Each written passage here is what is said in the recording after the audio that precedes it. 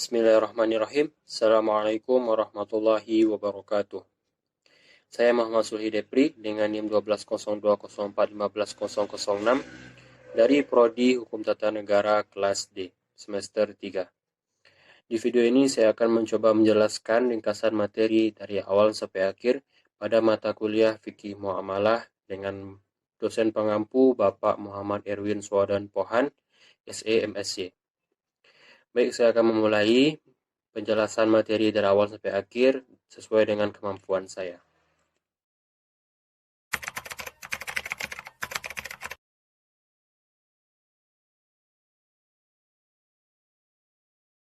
Pertama yaitu dari fikih muamalah, yaitu harta.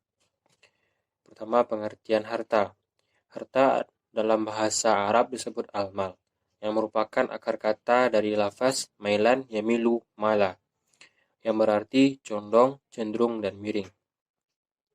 Dalam Al-Muhit dan Al-Lisan Arab menjelaskan bahwa harta merupakan segala sesuatu yang sangat diinginkan oleh manusia untuk menyimpan dan memilikinya. Dengan demikian, unta, kambing, sapi, tanah, emas, perak, dan segala sesuatu yang disukai oleh manusia memiliki nilai atau qimah ialah harta kekayaan. Kedua, unsur-unsur harta. Menurut para fuqaha, harta bersendi pada dua unsur, yaitu unsur ainiyah dan unsur of.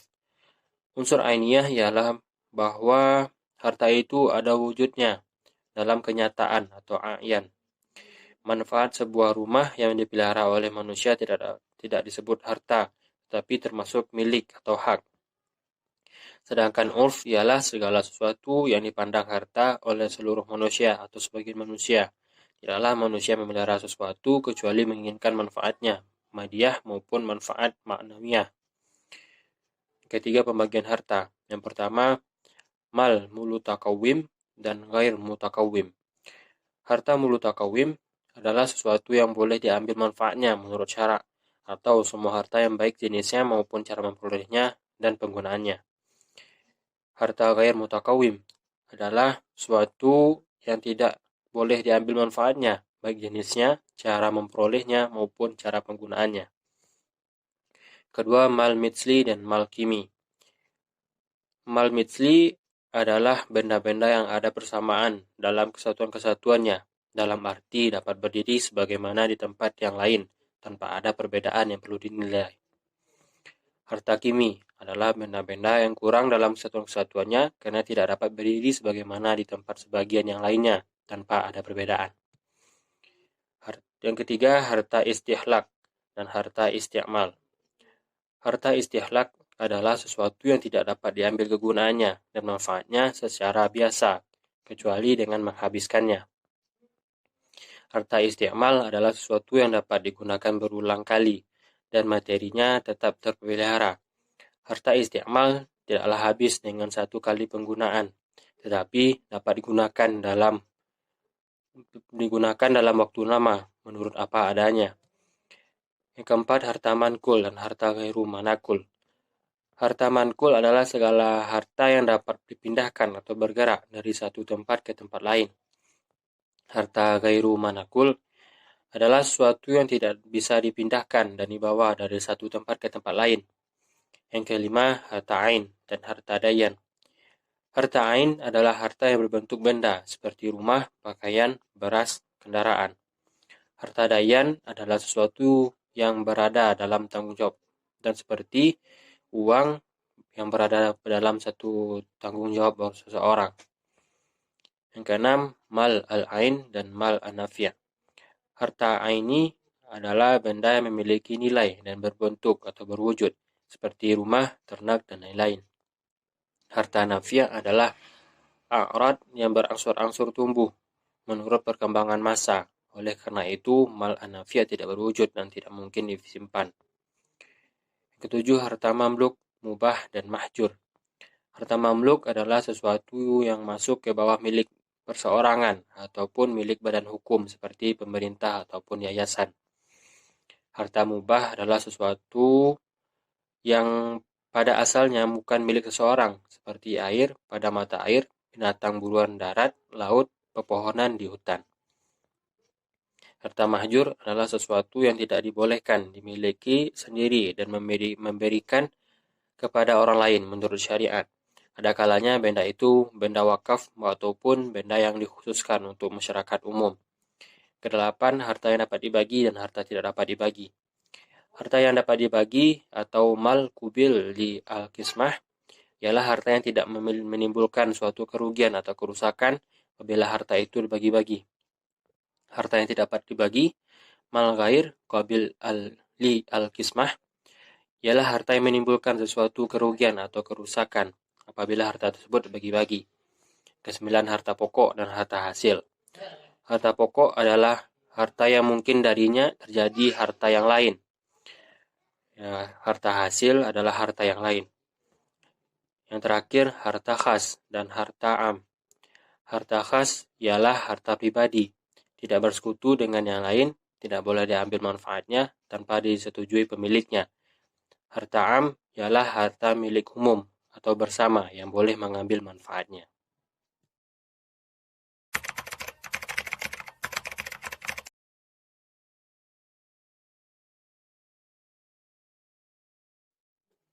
Selanjutnya, materi yang kedua yaitu hak milik. Yang pertama, pengertian hak milik.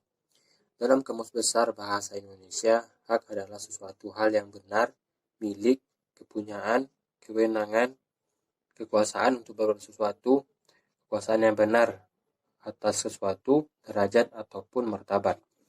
Jadi, hak adalah segala sesuatu yang didapatkan oleh seseorang sejak lahir. Sedangkan milik secara etimologi berasal dari kata milkun, yang artinya adalah menguasai atau memiliki, atau hubungan seseorang dengan sesuatu harta yang diakui oleh syarak yang menjadikannya mempunyai kekuasaan khusus terhadap harta tersebut sehingga ia dapat melakukan tindakan hukum terhadap harta itu kecuali ada halangan syarak. Jadi hak milik yaitu penguasaan terhadap sesuatu benda atau harta yang didapatkan dan dapat diambil manfaatnya apabila tidak ada halangan syarak. Yang kedua, pembagian hak milik. Para ulama fikih membagi kepemilikan kepada dua bentuk, yaitu yang pertama al-milk at-tam atau milik sempurna, yaitu apabila materi dan manfaat harta itu dimiliki sepenuhnya oleh seseorang, sehingga seluruh hak yang terkait dengan harta itu di bawah penguasaannya. Milik seperti ini bersifat mutlak, tidak dibatasi waktu dan tidak boleh digugurkan oleh orang lain. Ciri-cirinya diantaranya sejak awal kepemilikan terhadap materi dan manfaat bersifat sempurna. Materi dan manfaatnya sudah ada sejak awal pemilikan itu. Pemilikannya tidak dibatasi waktu, kepemilikannya tidak dapat digugurkan.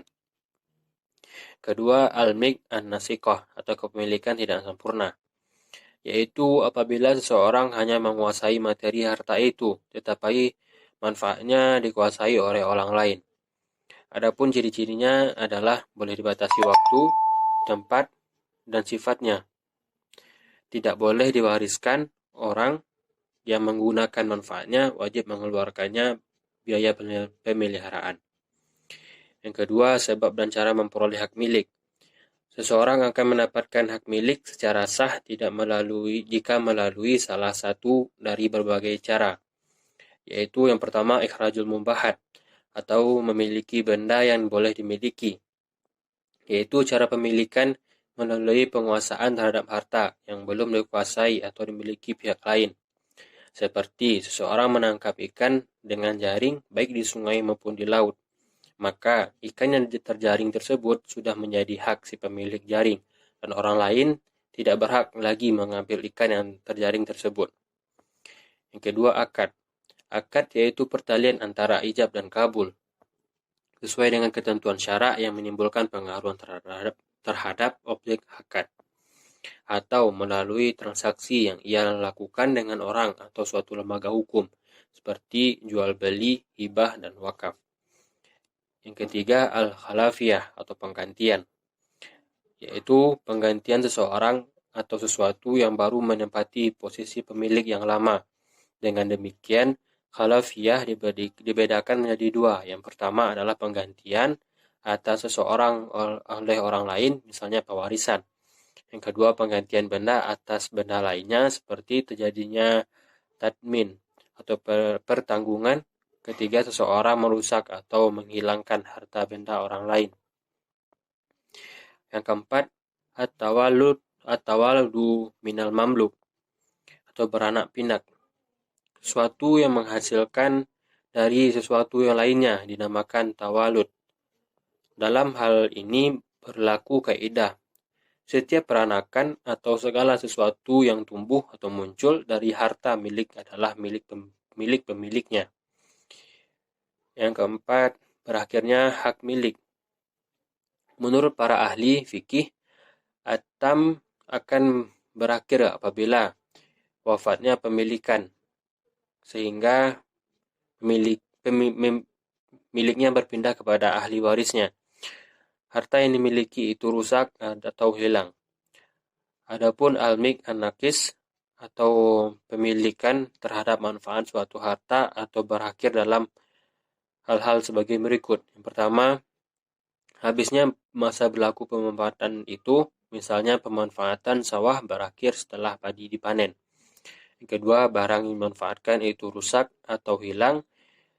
Dan kedua, hal ini disepakati oleh seluruh ulama fikih. Yang ketiga, orang yang memanfaatkannya wafat. Wafatnya pemilik harta apabila pemilikan manfaat dilakukan melalui al-i'rah atau pinjam meminjam dan ijarah atau sewa menyewa.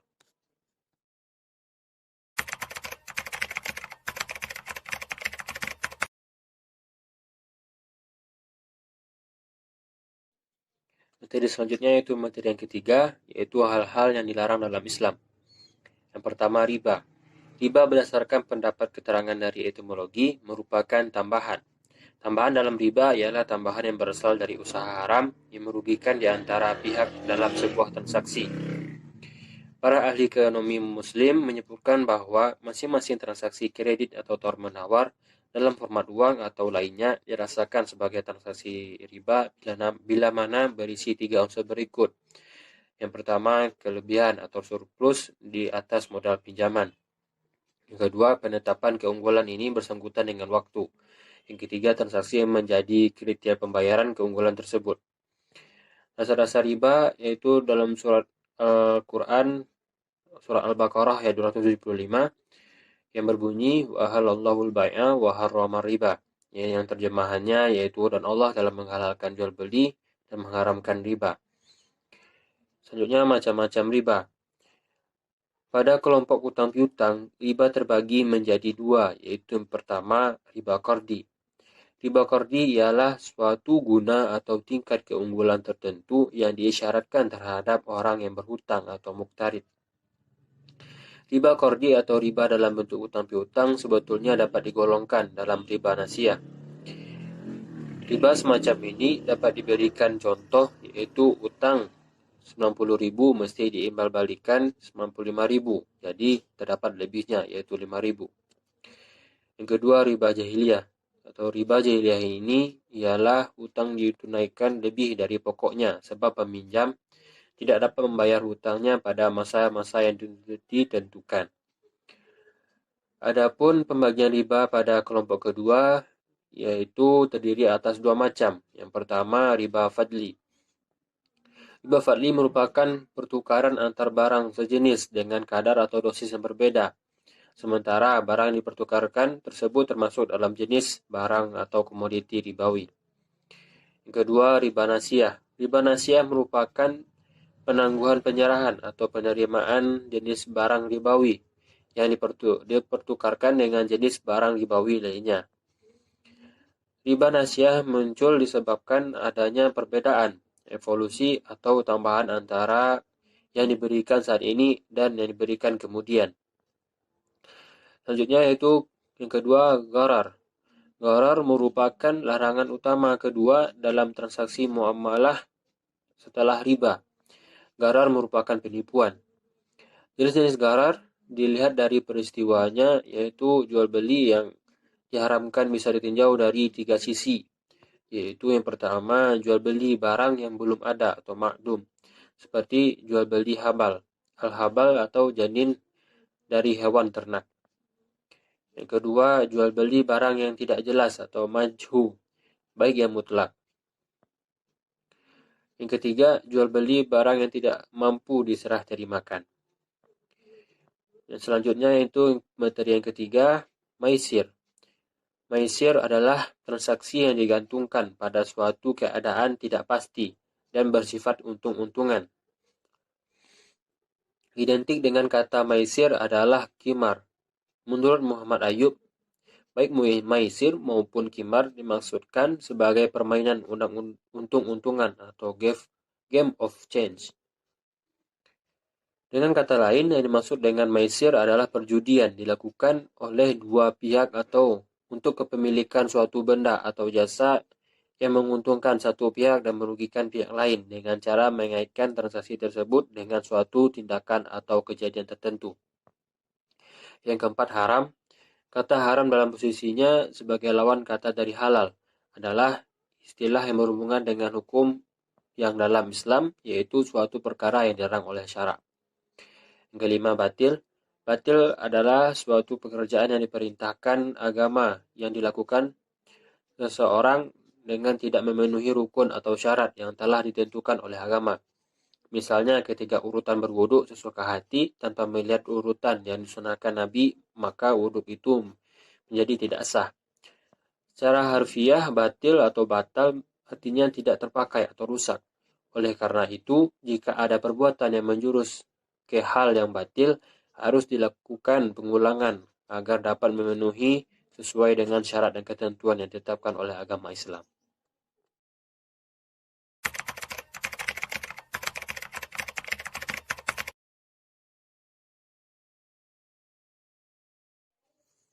Selanjutnya, materi keempat, yaitu tentang akad jual beli. Yang pertama, salam. Salam adalah transaksi jual beli di mana barang yang diperjualbelikan belum ada. Oleh karena itu, barang diserahkan secara tangguh, sedangkan pembayaran dilakukan tunai. Secara bahasa, as-salam atau as-salaf berarti pesanan. Secara terminologis, para ulama mendefinisikannya dengan menjual sesuatu barang yang penyerahannya ditunda, atau menjual suatu barang yang ciri-cirinya jelas dengan pembayaran modal lebih awal, sedangkan barangnya diserahkan kemudian hari. Syarat utama salam adalah barang atau hasil produksi yang akan diserahkan kemudian tersebut dapat ditentukan spesifikasinya secara jelas seperti jenis, macam, ukuran, mutu, dan jumlahnya.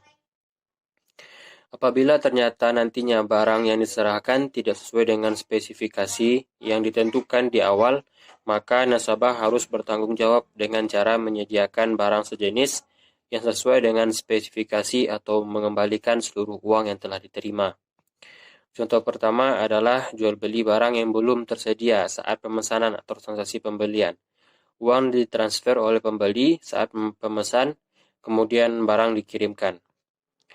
Contoh kedua, belanja daring melalui marketplace. Setelah pembeli menentukan kriteria dan gambar barang yang akan dibeli, ia melakukan kontrak jual beli dengan menyetujui ketentuan transaksi. Ia lalu melakukan pembayaran dan pesanan diterima kemudian hari. Yang kedua, istisna. Istisna secara etimologi adalah masdar dari istisna asy-syai'. Artinya meminta membuat sesuatu, yakni meminta kepada seseorang membuat untuk mengerjakan sesuatu. Adapun istisna secara terminologi adalah transaksi terhadap barang dagangan dalam tanggungan yang disyaratkan untuk mengerjakannya.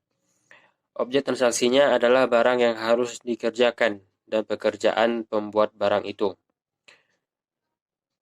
Syarat utama istisna adalah sama dengan pembiayaan salam, yakni spesifikasi barang dapat ditentukan dengan jelas.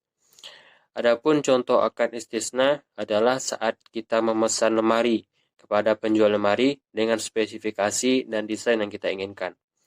Maka dalam hal ini, kenapa lebih pas diterapkan akad istisna? Karena lemarinya perlu dibuatkan terlebih dahulu. Ketiga, murabahah.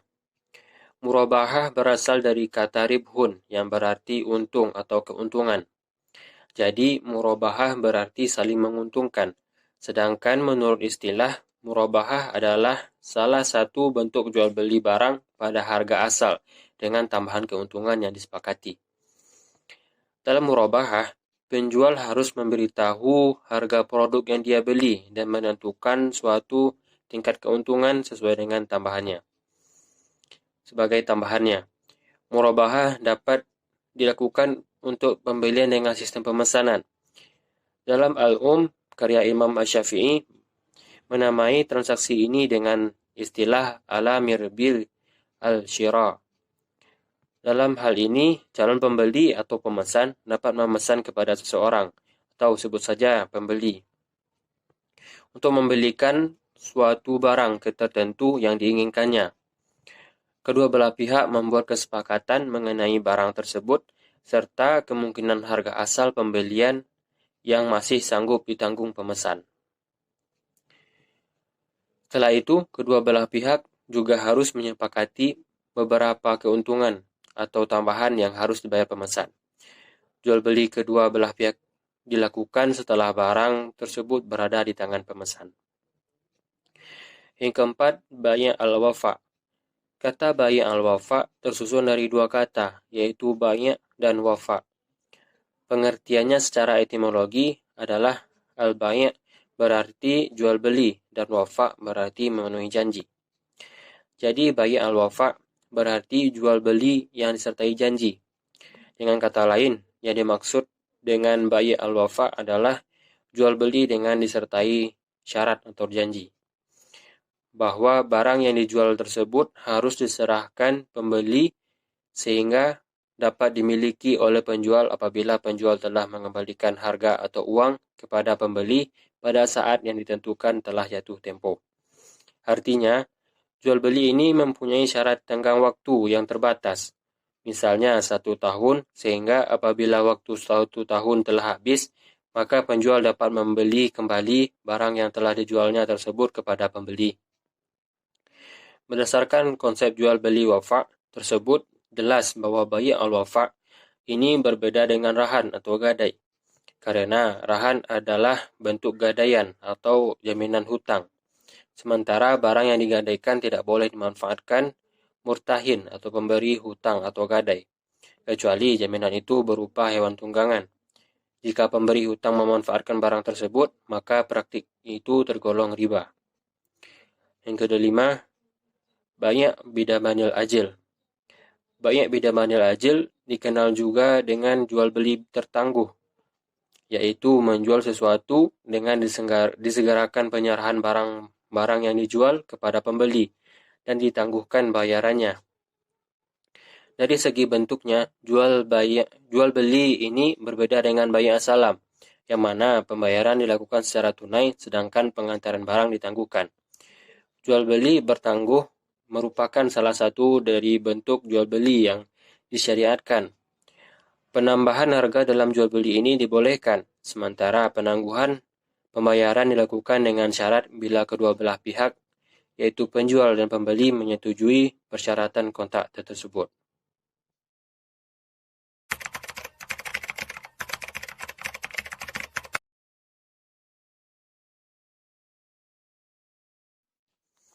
Selanjutnya materi kelima yaitu akad jual beli. Yang pertama, bai' al-inah. Masalah jual beli inah adalah masalah klasik yang secara tidak sengaja terus berkembang hingga saat ini, di mana jual beli inah ini merupakan hilah atau rekayasa perdagangan yang bertujuan untuk meraup keuntungan semata. Rasulullah SAW melarang jual beli inah karena terdapat unsur riba yang merugikan pihak lain.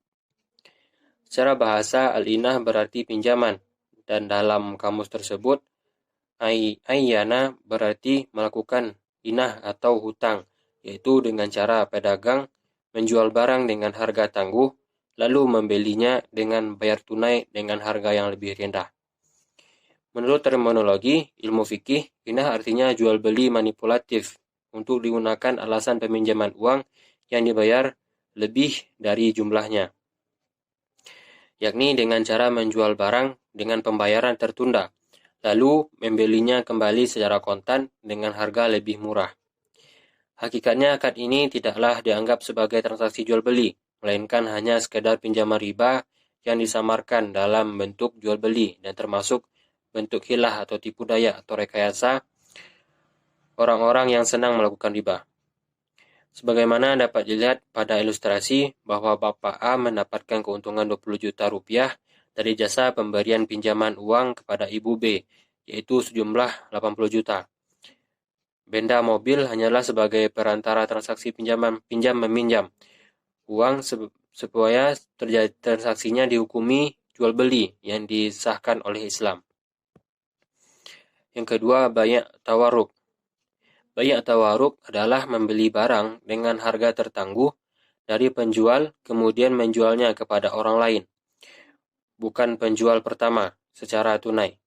Secara umum, tawaruk adalah akad jual-beli seperti bai' al-inah yang melibatkan tiga pihak, bukan seperti dalam kasus bai' al-inah.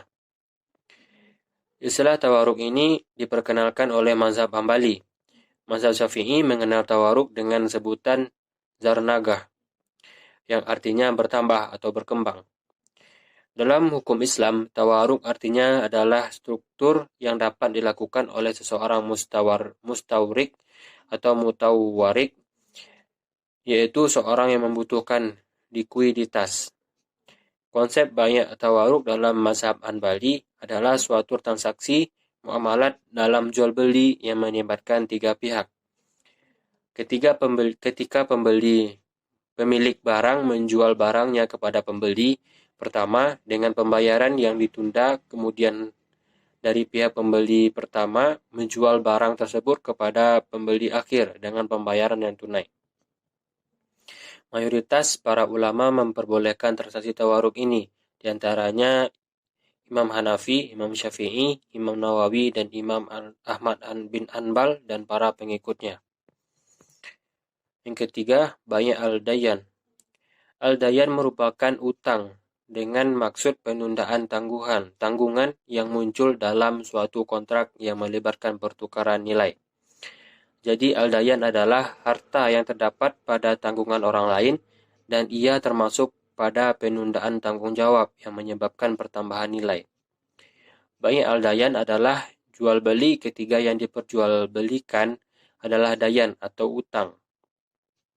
Maksudnya adalah seseorang mempunyai hak mengutip utang yang akan dibayar pada masa mendatang. Ia dapat menjual haknya kepada orang lain dengan harga yang disetujui bersama. Jual beli hutang dapat terjadi baik pada orang yang berhutang atau bagi mereka yang tidak berhutang melalui jual beli secara tunai. Yang keempat, bai' al-muzayyadah.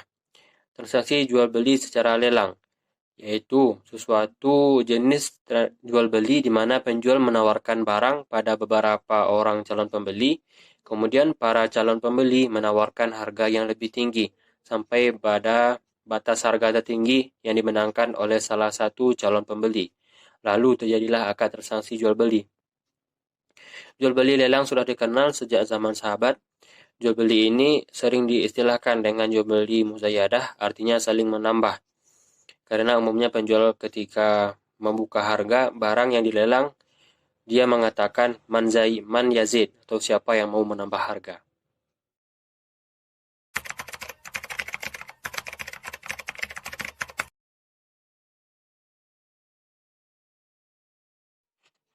Selanjutnya materi ke-6 yaitu akad dalam kerjasama. Yang pertama, mudharabah. Mudharabah adalah terambil dari kata daroba fil ardi. Maksudnya adalah pergi berdagang. Mudharabah atau qirad termasuk dalam salah satu bentuk akad syirkah atau perkongsian.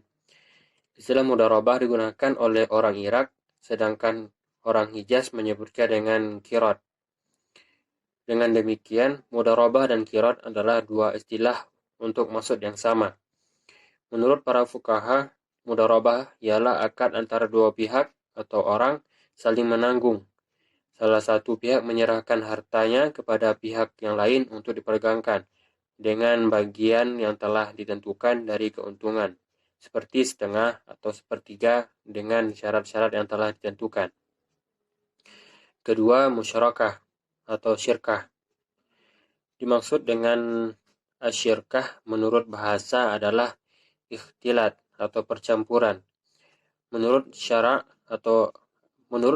asyirkah diartikan dengan akad antara orang-orang yang berkongsi atau berserikat dalam hal modal dan keuntungan. Menurut Said Sabiq, yang dimaksud dengan syirkah ialah akad antar dua orang berserikat pada pokok harta atau modal dan keuntungan.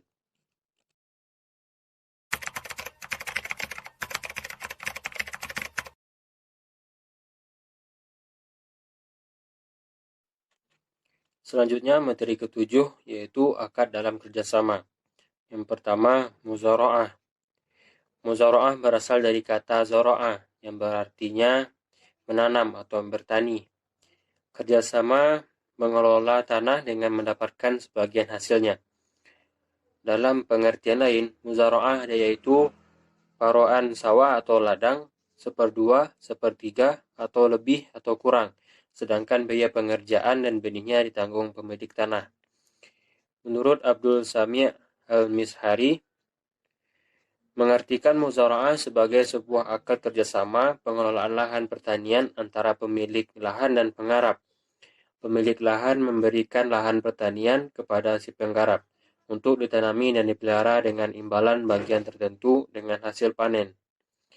Namun, jika terjadi kerugian atau gagal panen, maka penggarap tidak menanggung apapun, tapi telah rugi atas usaha dan waktu yang telah ia keluarkan. Yang kedua, musaqah. Musaqah secara bahasa berasal dari kata asoka yang artinya memberi minum atau pengairan.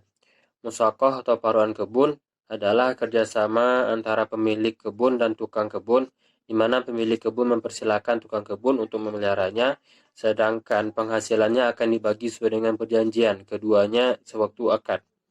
Musaqah juga diartikan sebagai bentuk lebih sederhana dari muzara'ah, di mana penggarap hanya bertanggung jawab atas penyiraman dan pemeliharaan tanaman. Sebagai imbalannya, penggarap berhak mendapatkan nisbah tertentu dari hasil panen. Ketiga, mugrosah. Mugrosah adalah perjanjian yang dilakukan antara pemilik tanah garapan untuk mengelola dan menanami lahan penggarapan yang belum ditanami atau tanah kosong. Dengan ketentuan mereka secara bersama-sama memiliki hasil dari tanah tersebut sesuai dengan kesepakatan yang dibuat bersama. Ulama fikih mendefinisikan mugrosah adalah penyerahan pemilikan lahan pertanian kepada petani untuk ditanami pepohonan. Ulama Syafi'iyah mendefinisikan mugrosah adalah penyerahan pemilik lahan kepada petani yang ahli dan pohon yang ditanami menjadi milik berdua atau pemilikan tanah dan pemilik tanah dan petani.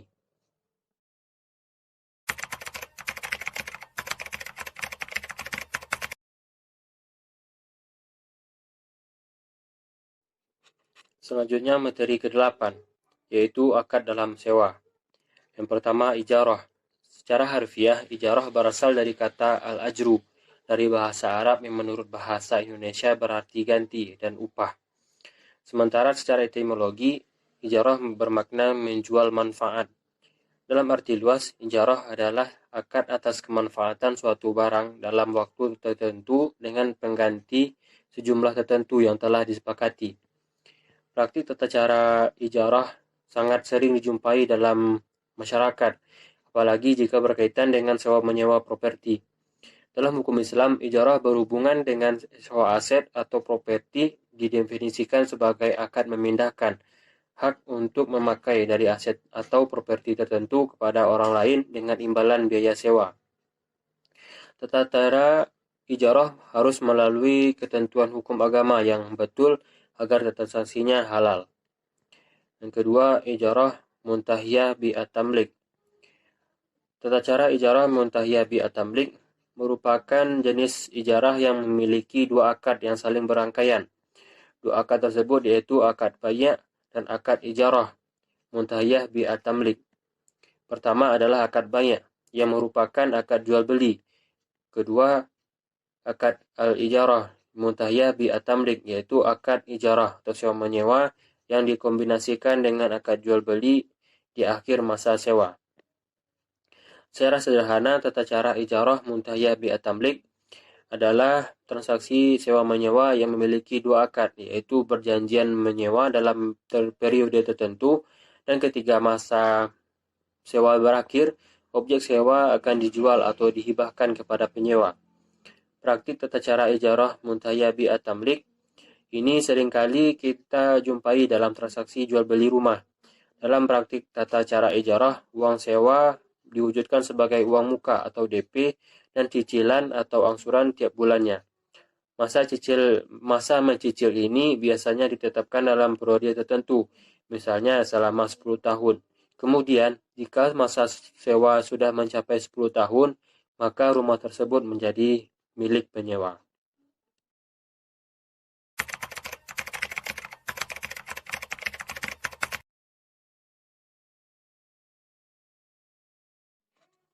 Selanjutnya materi ke-9, yaitu akad dalam jasa.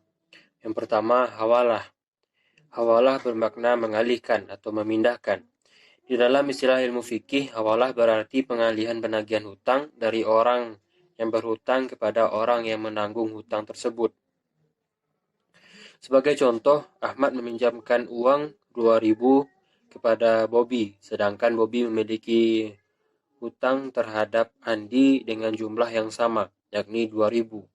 Dengan demikian, ketika Ahmad menagih hutangnya kepada Bobby, Bobby berkata, "Si Andi memiliki hutang sejumlah 2.000 kepadaku, dan engkau dapat menagihnya kepadanya." Tetapi hawalah hanya dapat terjadi apabila terhadap sebuah kesepakatan di awal di antara ketiganya. Yang kedua, wadi'ah. Akad wadi'ah secara istilah menurut Hanafiyah adalah melimpahkan kepada orang lain untuk menjaga harta seseorang dengan cara jelas atau terang atau tersirat. Contoh apabila secara terang atau jelas, misalnya yaitu datang seseorang laki-laki berkata pada temannya, "Aku titipkan ini kepadamu," dan orang tersebut menerimanya, maka ini disebut secara terang. Namun, ketika ada seorang laki-laki yang datang dan ia menyerahkan kepada orang lain di depannya dan pihak lain menerimanya kemudian langsung pergi, maka ini yang disebut dengan menggunakan isyarat atau tersirat. Yang ketiga, rahan. Secara bahasa, rahan memiliki banyak definisi. Di antaranya adalah habs, yang berarti tertahan, terhalang, tercegah, atau yang semakna dengannya. Definisi lain dari rahan adalah dawam, yang bermakna diam atau tetap. Syekh Al-Utsaimin rahimahullah mengumpamakan, jika ada seseorang yang mengatakan air ini rahin, maksudnya air ini diam, tenang, dan tidak mengalir. Adapun menurut istilah ulama fikih, rahan atau gadai adalah berhutang dengan menyerahkan barang sebagai jaminan. Yang keempat, wakalah. Secara bahasa, kata al-wakalah atau al-wakilah berarti al-tafwid atau penyerahan, pendelegasian, dan pemberian mandat. Wakalah adalah sebuah transaksi di mana seseorang menunjukkan orang lain untuk menggantikan dalam mengerjakan pekerjaannya atau perkaranya ketika masih hidup. Contoh wakalah yaitu seseorang mewakilkan kepada orang lain untuk bertindak sebagai wali nikah dalam pernikahan anak perempuannya. Contoh lain, seorang terdakwa mewakilkan urusan hukumnya kepada pengacaranya. Yang kelima, kafalah. Istilah kafalah berasal dari bahasa Arab yang berarti aldaman atau jaminan, hamalah atau beban, dan za'amah artinya tanggungan. Secara terminologi muamalah, pengertian al-kafalah adalah mengumpulkan tanggung jawab penjamin dengan tanggung jawab yang dijamin dalam masalah hak atau hutang, sehingga hak atau hutang itu menjadi tanggung jawab penjamin. Sedangkan dalam teknis perbankan, kafalah adalah pemberian jaminan kepada nasabah atas usahanya untuk melakukan kerjasama dengan pihak lain. Dan keenam, ju'alah. Secara bahasa, ju'alah atau pengupahan berarti sesuatu yang diberikan kepada seseorang karena ada sesuatu yang dikerjakannya. Sedangkan secara syariah, ju'alah berarti hadiah atau pemberian seseorang dalam jumlah tertentu kepada orang yang mengerjakan perbuatan khusus, diketahui dan tidak diketahui. Misalnya, seseorang kehilangan mobil dan berkata, "Barang siapa yang menemukan dan mengembalikan mobilku, maka aku akan membayarnya sekian." Dalam makna ini, maka janganlah hampir mirip dengan pranata sayembara yang sudah biasa dilakukan di masyarakat. Ketujuh, syuf'ah. Syuf'ah berasal dari kata syaf'ah, syaf, yang berarti memadukan. Maksudnya adalah memadukan kepemilikan menjadi satu melalui akad jual beli. Sedangkan secara terminologi, syuf'ah adalah akad yang objeknya memindahkan hak milik kepada rekan syirkah sesuai harga pembelian untuk mencegah kemudaratan. Di dalam syariah, akad syuf'ah ini hanya berlaku untuk harta yang bisa dibagi, serta terlarang untuk harta yang tidak bisa dibagi. Contoh dari harga yang tidak bisa dibagi adalah patungan yang digunakan untuk barang yang akan dijadikan mahar menikah seorang antara dua orang laki-laki.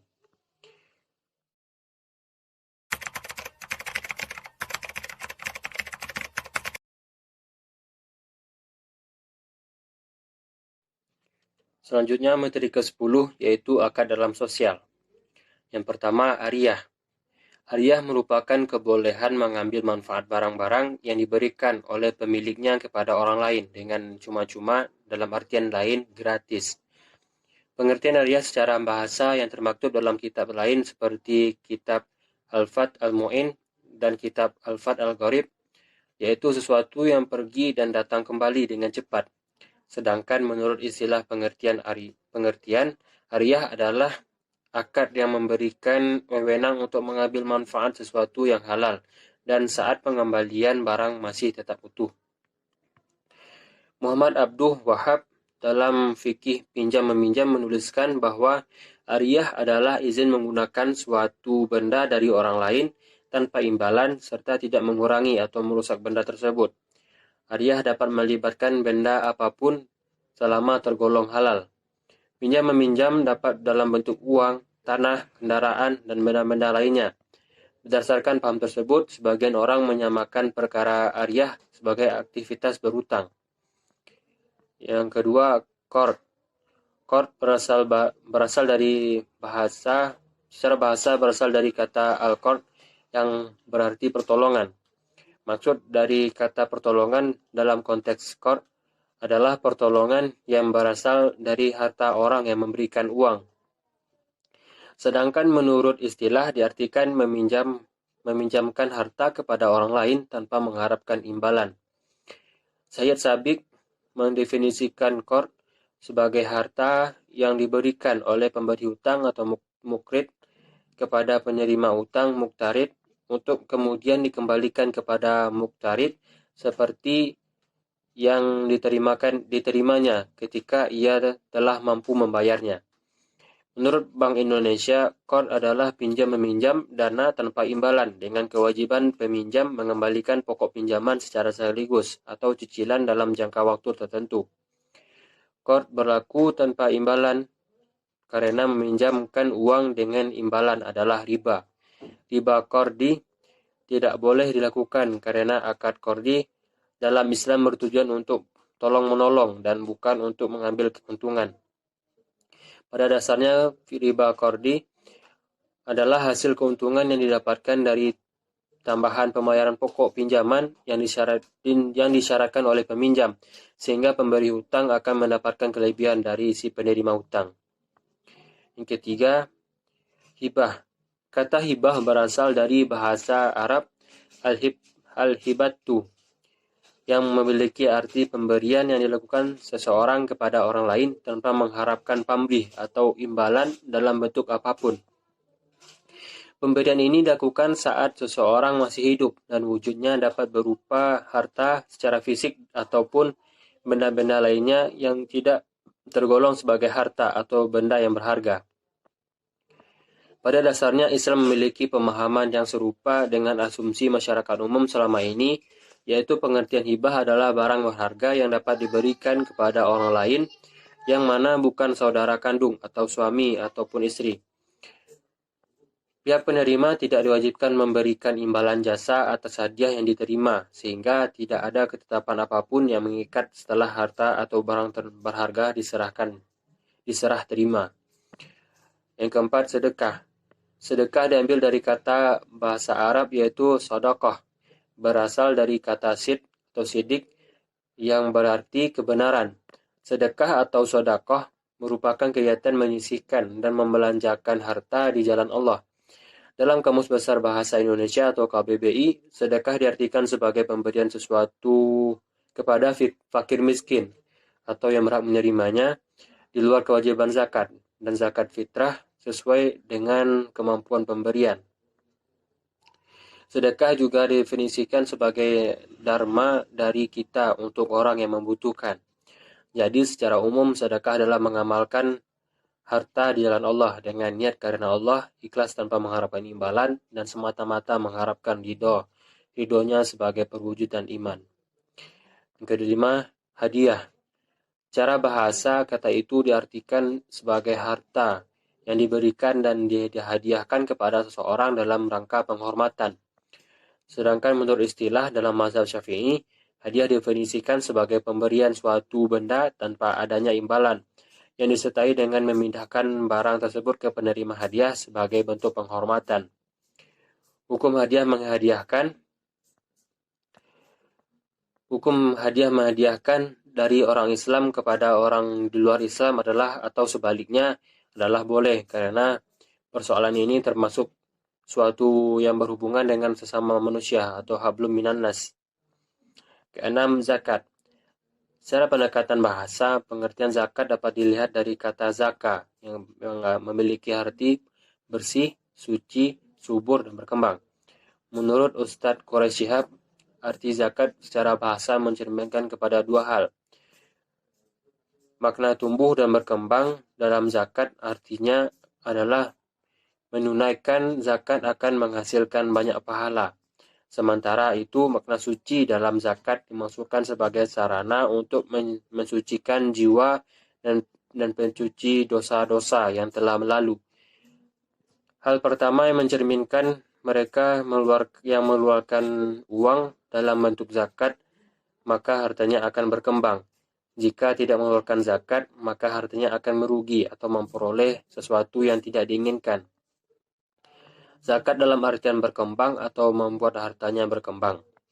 Sedangkan cerminan kedua adalah orang yang berzakat dapat menjadikan hartanya suci dan bersih. Maksudnya adalah boleh jadi dalam proses perolehan harta ada hal-hal nilainya bukan haram tetapi kurang mengenakan. Ada alasan mengapa Allah memberikan kewajiban umat Islam untuk berzakat. Dalam melakukan perniagaan, harta yang kita peroleh tidak dihasilkan dari upaya sendiri, melainkan ada orang-orang lain yang mungkin saja tidak kita kenal, membantu kita untuk menjalankan proses mendapatkan rezeki. Ada hak dari sebagian harta yang kita hasilkan untuk mereka yang tidak mampu. Allah menguji rasa kemanusiaan kita untuk memberikan kesempatan orang lain melanjutkan hidup melalui zakat.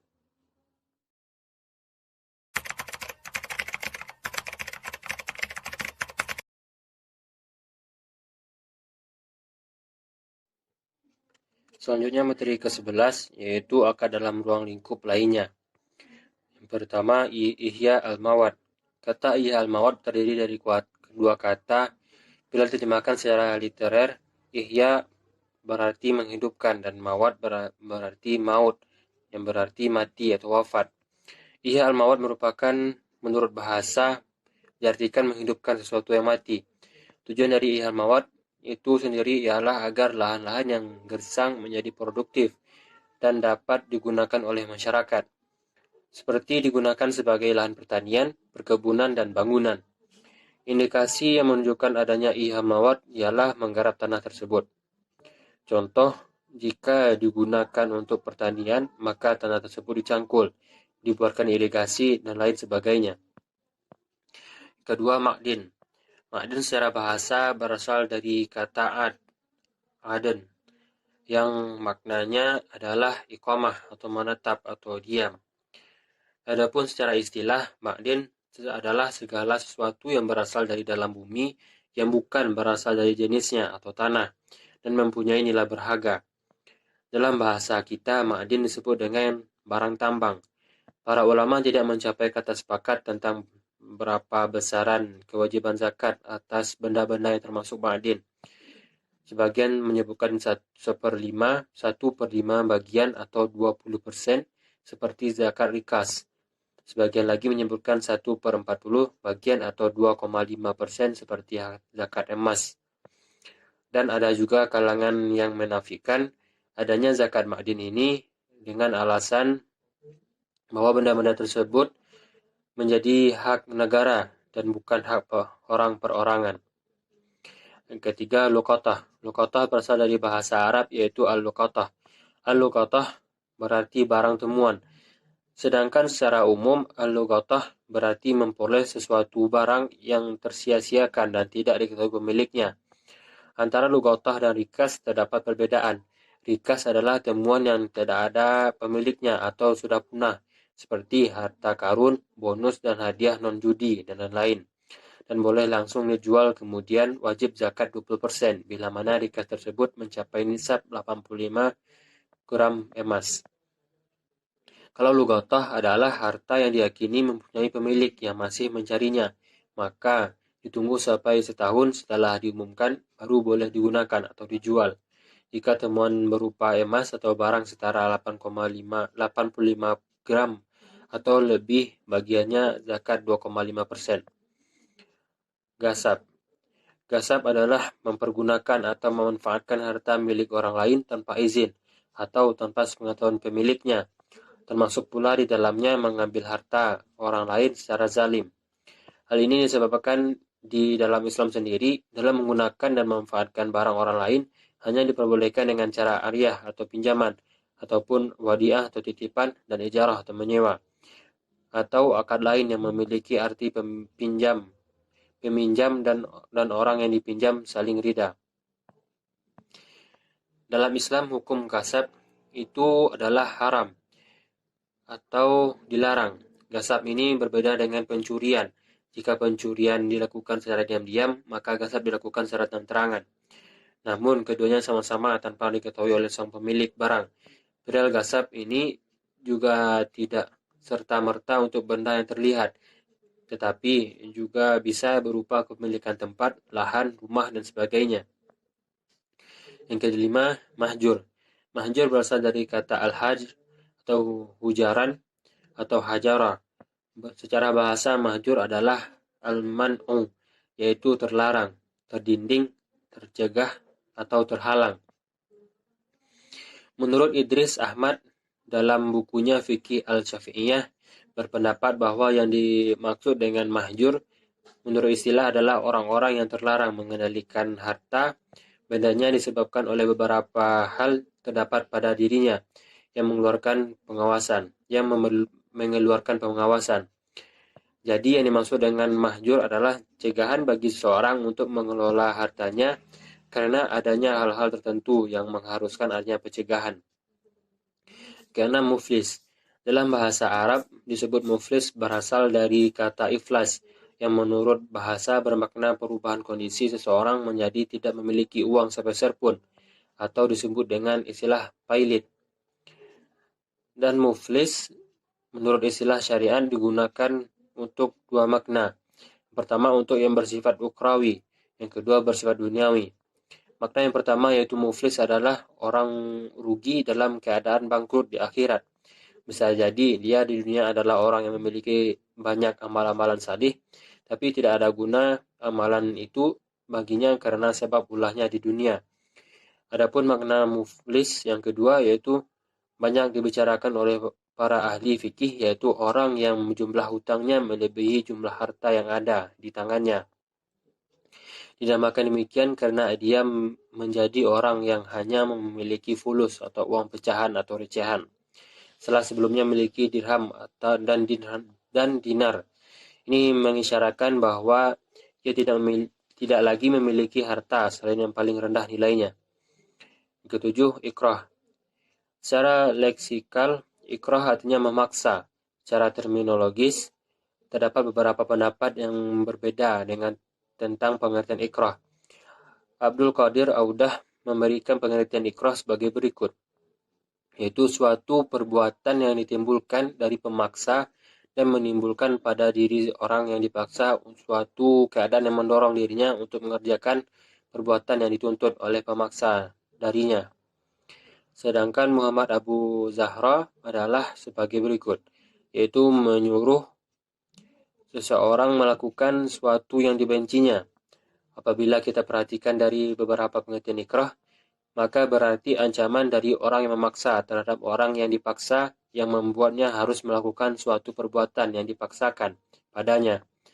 Paksaan biasanya disertai dengan ancaman dan berupa penyiksaan, ancaman pembunuhan, pemukulan, dan lain-lain. Kedelapan, Saba. Menurut surah Saba adalah surah yang ke-34 dalam Al-Quran. Surah ini tergolong surah Makkiyah yang terdiri atas 54 ayat. Dinamakan Saba karena dalam surah tersebut terdapat kisah kaum Saba. Saba adalah nama suatu kabilah dari kabilah-kabilah Arab yang tinggal di daerah Yaman. Mereka mendirikan kerajaan yang terkenal dengan nama Kerajaan Saba, yang ibu kotanya itu Ma'rib. Telah dapat membangun suatu bendungan raksasa yang bernama Bendungan Ma'rib, sehingga negeri mereka subur dan makmur.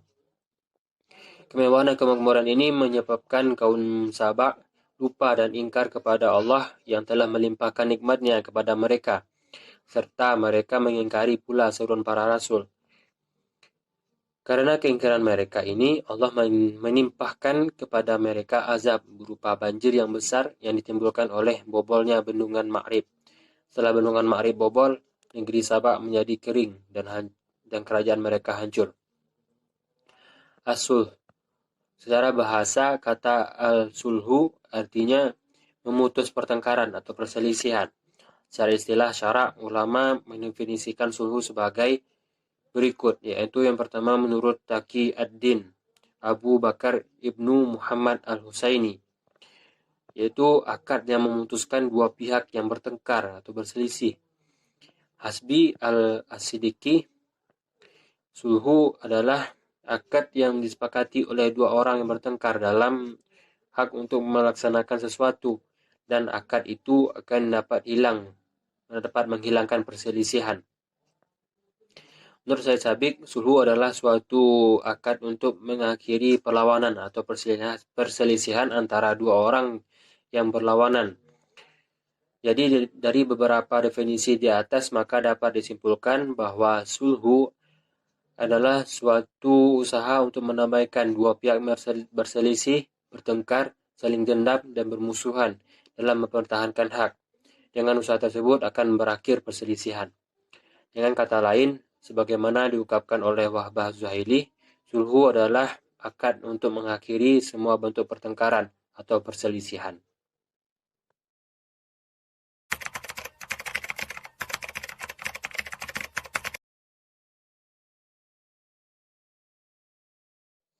Sekian penjelasan materi dari awal sampai akhir pada mata kuliah fikih muamalah yang bisa saya sampaikan. Jika ada kesalahan dan kekurangan dari saya mohon maaf. Karena kebenaran berasal dari Allah dan kesalahan berasal dari saya. Sekian, terima kasih. Wabillahi taufiq wal hidayah. Wassalamualaikum warahmatullahi wabarakatuh.